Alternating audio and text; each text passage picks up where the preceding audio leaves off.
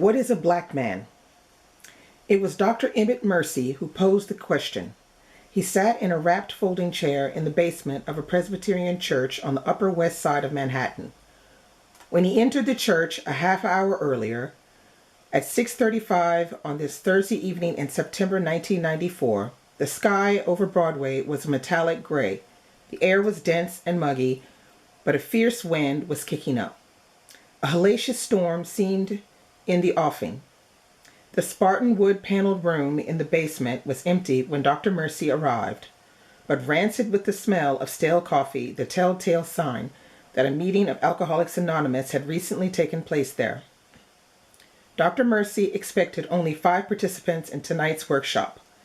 He set up 6 folding chairs in a circle in the center of the room, and on a nearby table arranged 5 hardcover copies of this book.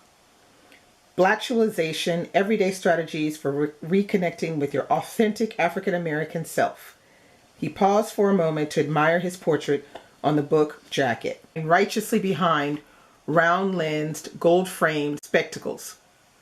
Change the photo from full color to sepia, Dr. Mercy mused, and it could have been taken in the late 19th century. Without making a conscious effort, Dr. Mercy over the years had come to resemble a figure from the time of Douglass or Du Bois. What is a black man?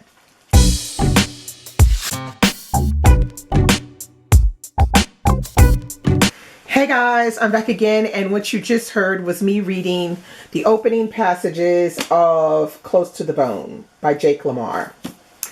Now, this book was so good. All right, so we have 2 main characters. We have Walker and Hal. They're young black American men, and they, of course, are dating and trying to find, their way in the dating world. And so we discover what it is to be a black man, or what is a black man. We discover that through following these 2 men. Now, the book does not have a completely linear storytelling. It does go back and jump back and forth between today and the past.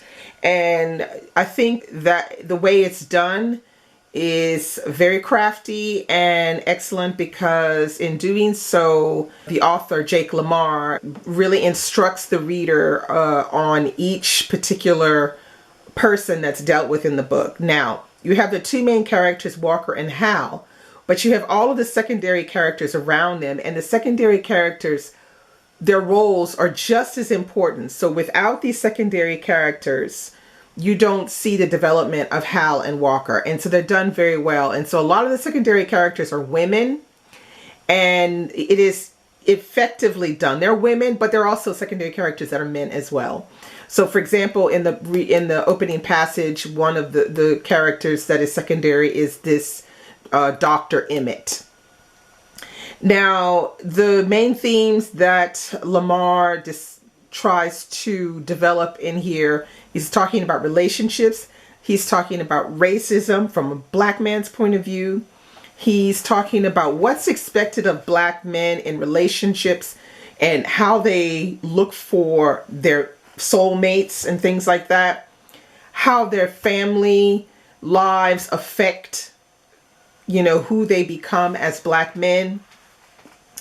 And it also discusses, society's views on black men and how they're viewed and that kind of thing. And so through this discovery of these 2 characters, Hal and Walker, we get this very full, personal kind of story, which gets very deep, but at the same time will make you laugh in sections and make you say, oh yeah, yeah, I agree with that. You'll be shaking your head like that, and you'll be laughing, and sometimes you'll be like, oh, clutching your pearls, literally.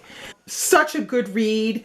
It's a book that was published in 1998. This book was Jake Lamar's 3rd book, and I'm sure a lot of people probably didn't read it back in 1998, but they should have, because it's brilliant, and he does an excellent job of telling the story through this idea of what is a black man. It's almost like, is it a rhetorical question or is it a real one?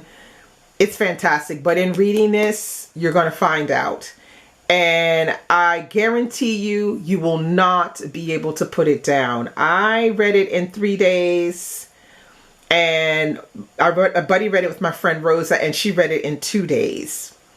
Just so good. All I can say is backlist, book bliss. That's all I can say. Get to your books, your books that are already on your shelves. This one has been on my shelf for over 4 years. And I was lucky enough to have dinner with Jake Lamar. And he signed my book.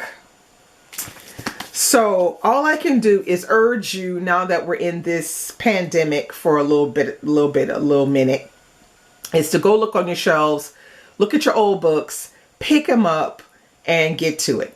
Bye.